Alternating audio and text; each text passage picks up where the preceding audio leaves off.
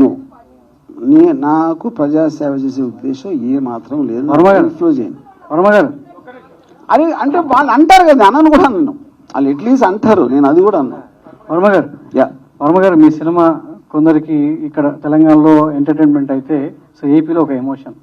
So ఈ cinema రాజకీయాల్లో ఒక అలజడి సృష్టించబోతుంది అనేది మీరు ట్రైలర్ దగ్గర నుంచి ఇప్పుడు ఈ సర్టిఫికేట్ ఇష్యూ అంతా కూడా తెలుస్తుంది. నెక్స్ట్ ఏపీలో తెలుగుదేశాన్ని గెలిపించడానికే మీరు ఈ సినిమా తీశారు అనుకోవచ్చా? తెలుగుదేశం గెలిపించడానికి నాకు లాజిక్ అర్థం కాలేదు, ఒకసారి చెప్పండి. ఏపీలో తెలుగుదేశాన్ని గెలిపించడానికే వర్మ వ్యూహాత్మకంగా ఈ సినిమా తీశాడని మేము అంటున్నాం. దానికి ఈ సమాధానం ఏంటి? అంటే కాదు, అప్పుడు ఏంటంటే సినిమాలో ఏం చూపిస్తే అట్లా అవుతుందని మీ ఉద్దేశం? మీరేం చూపించారు? నేనేం చూపించా, మీ సినిమా చూడాలి. అదే నేను ఎక్కడ చూపిస్తే సినిమా చూడలేదు నీకు. యా, అంటే ఇప్పుడు నేను తెలుగుదేశం పార్టీకి కోర్టునానా జనసేనలో, అదే మీరు చెప్పేది. Okay, thanks. అది మనకి 29th తెలుస్తుంది. రావు గారు, ఒక బేస్ వాయిస్. ఓకే, అంతా సీరియస్ గా రాజుగారి గురించి డిస్కస్ చేస్తుంటే ఒక క్యారెక్టర్ జంతికలు తింటా కనిపిస్తుంది. ఎవరండి ఆ క్యారెక్టర్? మీరు ఎవరనుకుంటున్నారు? అంటే వేరేదైతే చెప్పగలిగేవాడిని, జంతికలు తినే అలవాటు ఎంతమంది ఉన్నారో అందరు సైలెంట్ అవుదాం. ఆ జంతికలు తినే క్యారెక్టర్ ఎవరని మీరు అనుకుంటున్నారు చెప్పండి. సో ఓకే, నా క్యారెక్టర్ లేదండి. మీకు తెలిసిన పొలిటికల్ క్యారెక్టర్స్ లో చెప్పండి ఒకళ్ళ పేరు.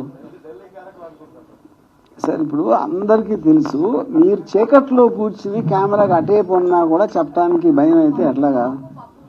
ఎస్, అది లోకేష్ గారి క్యారెక్టర్.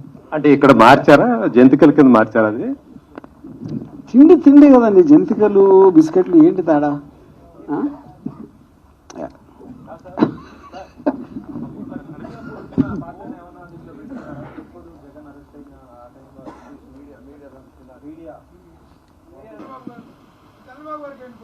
ఆయన ఫ్రీగా ఇస్తాను.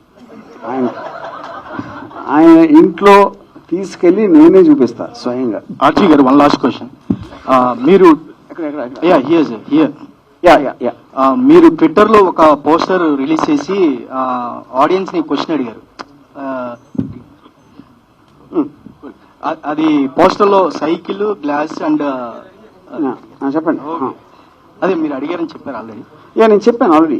అంటే ద వెరీ ఐడియా ఎక్స్ప్లెయిన్ చేయకుండా ఇమేజెస్ తోటి I wanted to project something.